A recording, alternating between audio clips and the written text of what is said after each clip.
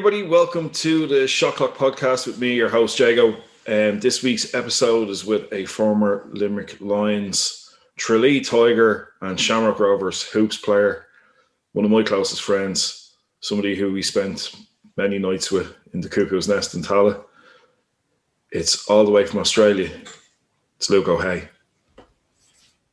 Hey everybody, welcome to the Shot Clock podcast with me, Jago. Today's guest is a former teammate of mine, good friend of mine, housemate for a couple of months, former Limerick, Tralee, Shamrock Rovers hoops player, the guy who introduced me to Victoria Bitters way back when.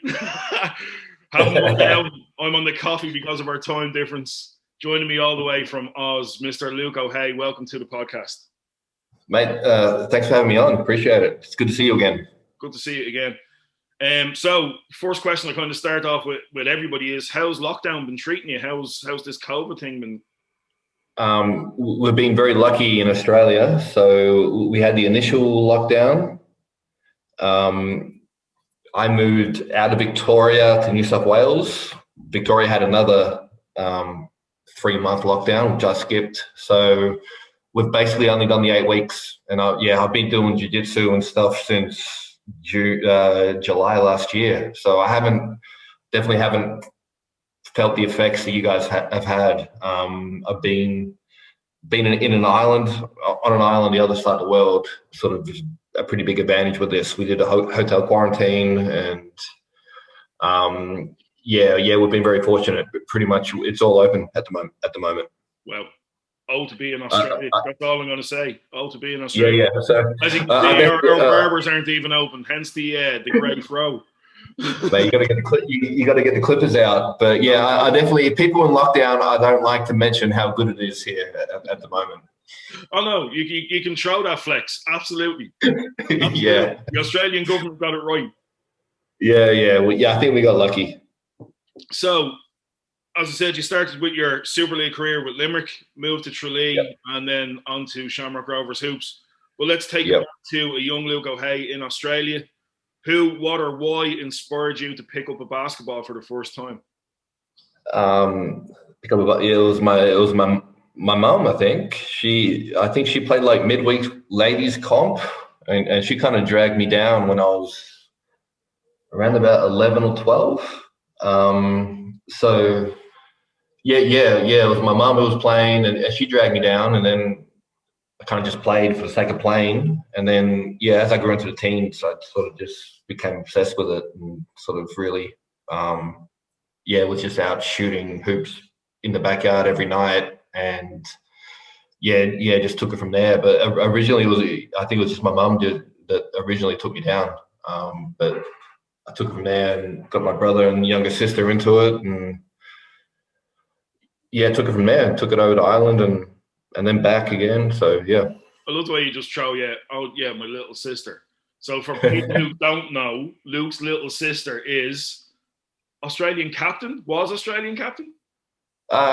Still is. Yeah, captain of the Australian Opals. They won, so they were silver in the World Champs, which was 3-4 years ago. I watched them get gold at the Commonwealth Games.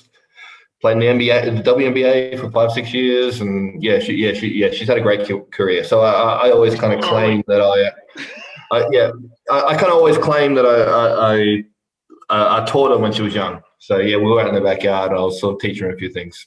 Look, I've seen a couple of interviews, and she hasn't denied that fact. So let's run with it. It's all down. I'll keep going with it. So you play for Limerick, you play for Tralee, you played with me in hoops. Yeah. You played with some really great Irish players and import players over the years. But the question is, who was your favourite teammate over those 3 teams, and why?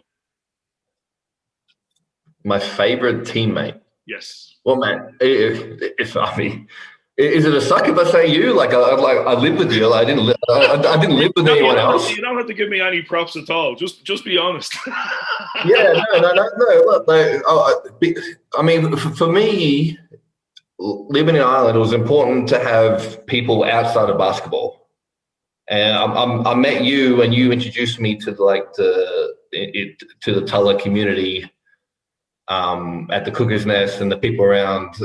So it kind of gave me the outlet outside of the intense basketball world. So, I mean, that was very important for me to meet people outside of that inner hoop circle too. And you helped me do that sort of in that Tulla community, which I really appreciated. Appreciate that. We had some good nights in the Cuckoo's Nest. And afternoons on the Unfortunately, it's gone now, Luke. There's no Cuckoo's anymore. Well, it got burnt down, or what's the deal? So the owners went under. They'd made a few investments like everybody else during the boom times, and when the crash came, it hit them hard. So the Cuckoo's Nest, as you remember it, is now a little mini housing estate. Oh wow! So they had too much leverage or something when everything went pear-shaped after I left. They'd mortgaged the pub, as far as I know, on like a couple of apartment complexes in Bulgaria. Oh yeah, man, that's a shame. Yeah. That was our go-to spot. Yeah, man. Yeah, we just rolled up there like midday Saturday in the off-season. Yeah. Just sit and watch some football. Yeah. Platters, drink some beer. Good times. So, who would you say was the toughest person you've had to guard in the Irish Super League? And then on the flip side, who guarded you the toughest when you played? Yeah. Okay. So it's probably a bit of a different answer, but my teammate in Limerick, Cleotis Brown. So I'd grown up playing one-on-one against my brother all my life, and I thought I was pretty good at one-on-one.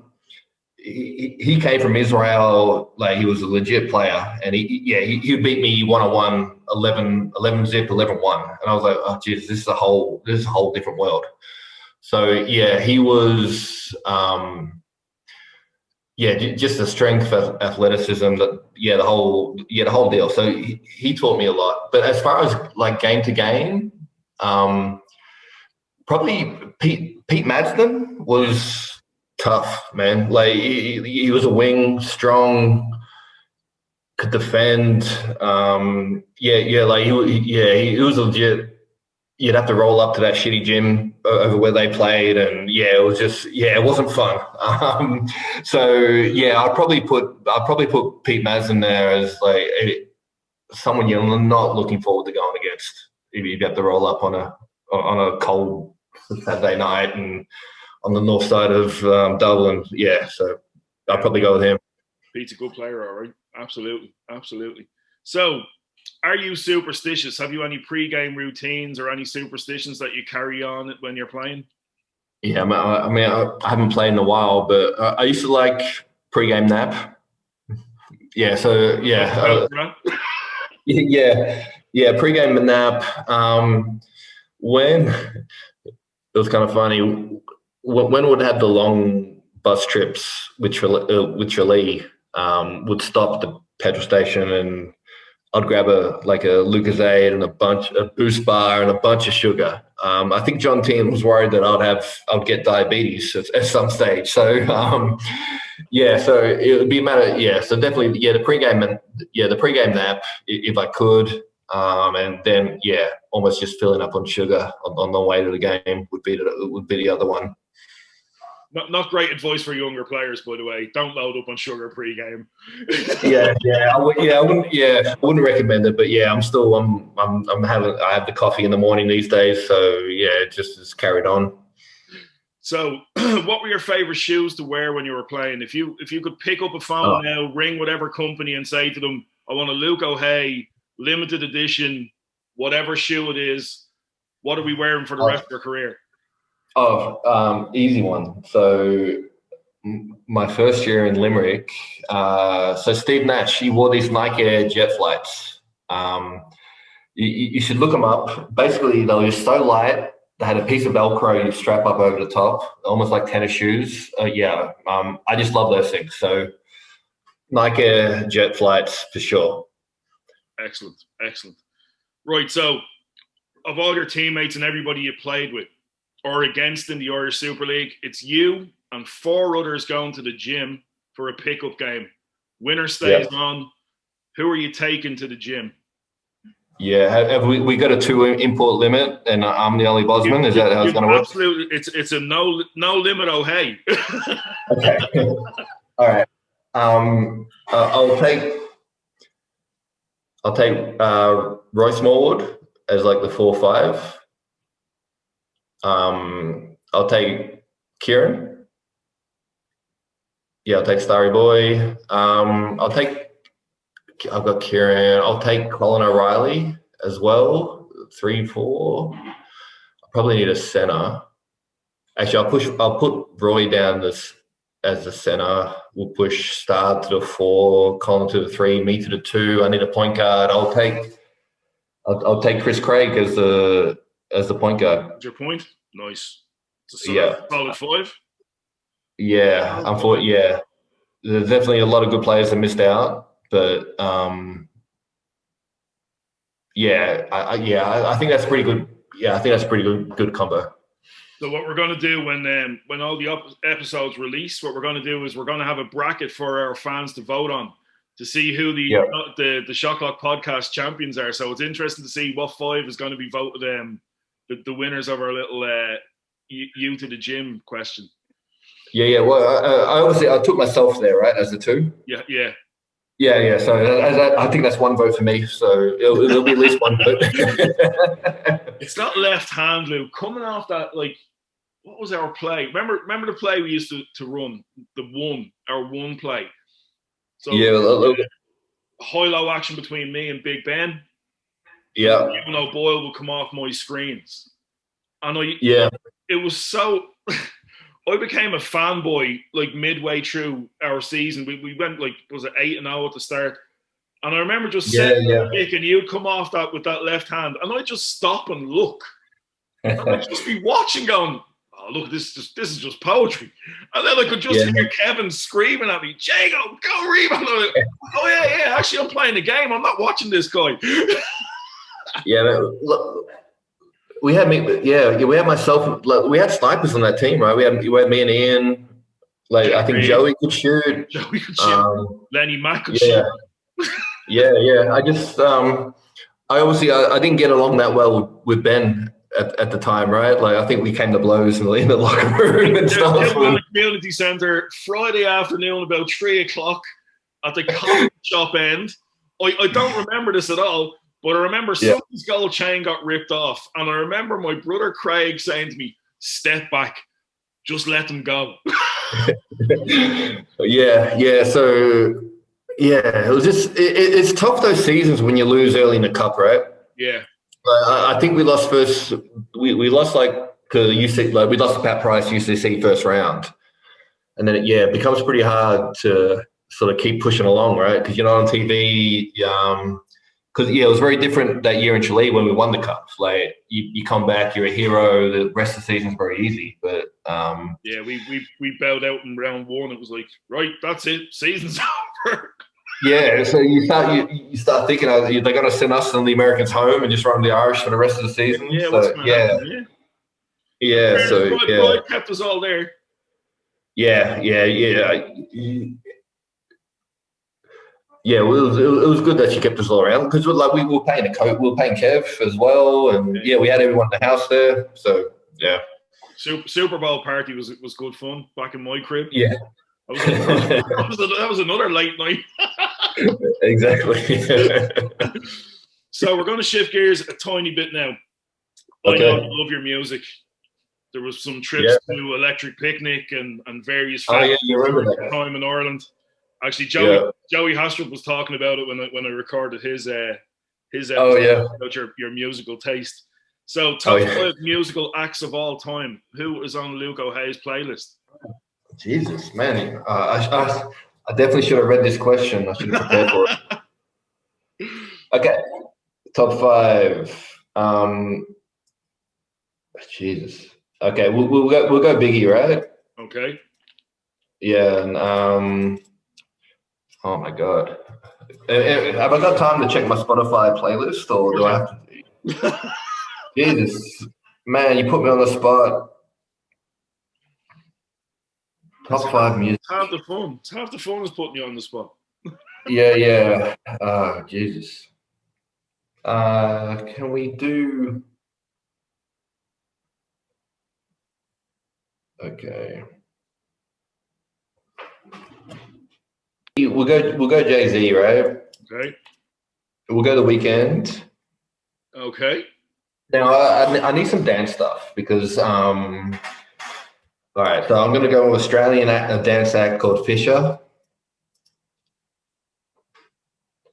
And I like Joey Badass as well. Cool. There's your 5.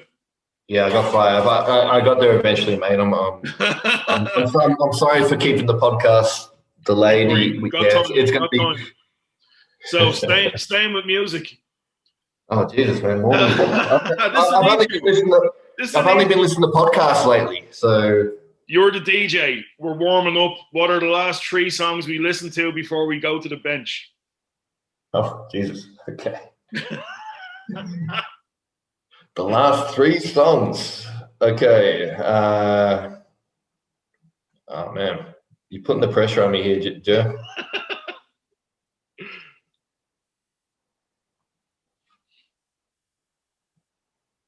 Okay. We'll do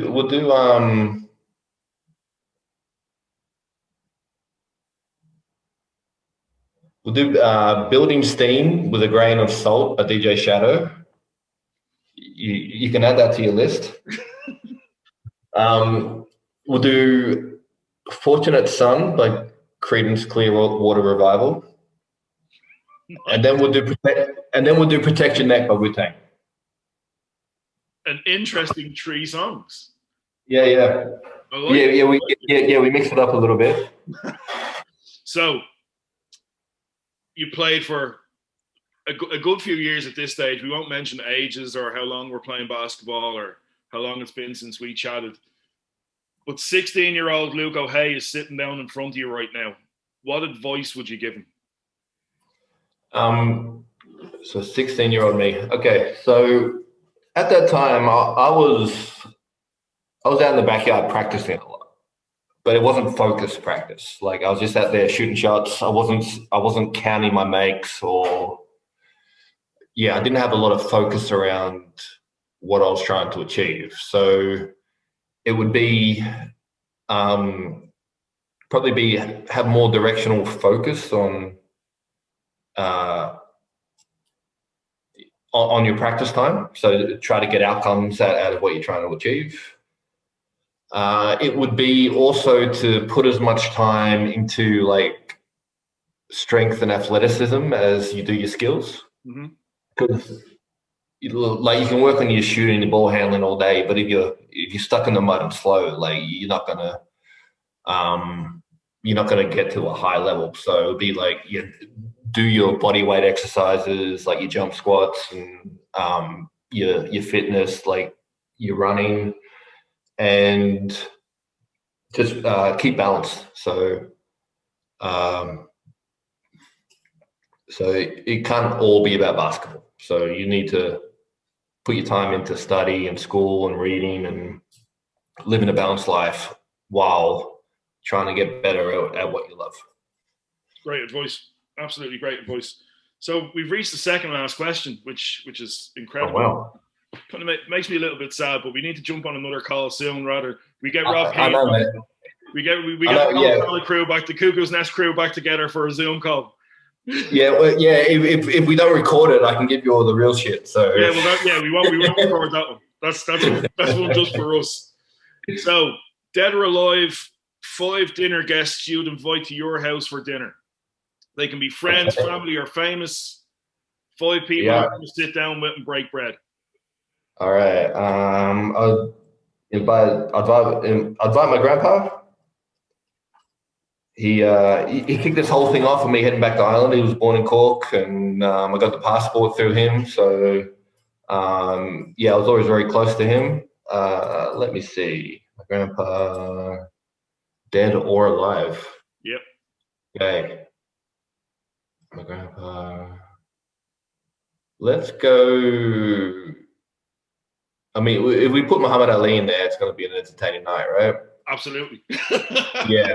Yeah, so you get the prime Muhammad Ali without the without the head knocks. So before he went to the army, you will get Muhammad Ali. I'll go Marcus Aurelius, Ooh, Roman Empire. yeah. Yeah. So one of my favorite Stoic philosophers. We'll put him in there. So I've got 3. Let me see here. Marcus Aurelius, Grandpa.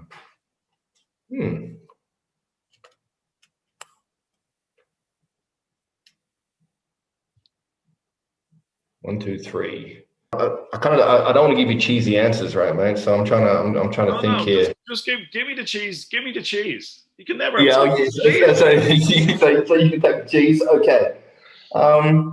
Dead or alive? So I mean, I'll put Joe Rogan in there, right? He's a good podcast host. He can ask good questions to the other guests. So I've got Joe Rogan in there. 1, 2, 3, 4. Last one.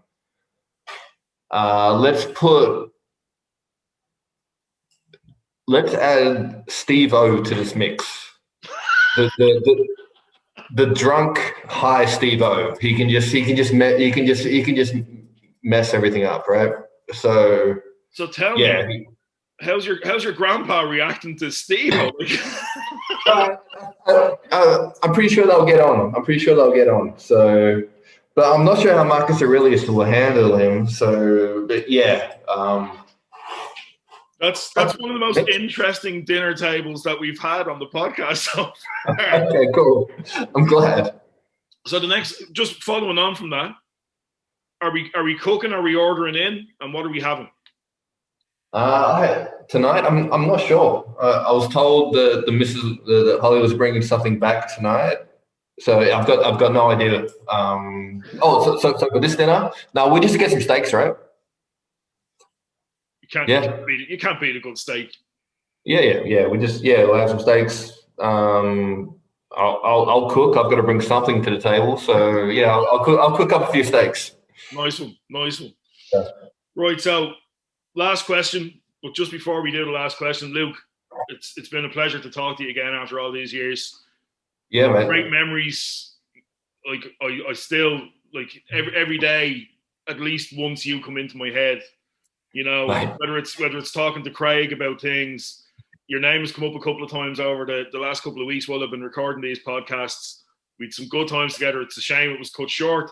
I would have loved a couple of seasons with you at my prime when I was fit before the knees went.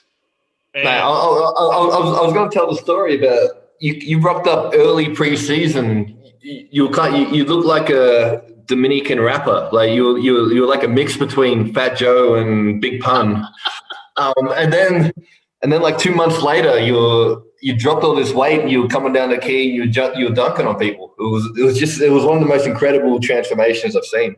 Wow, thank you. It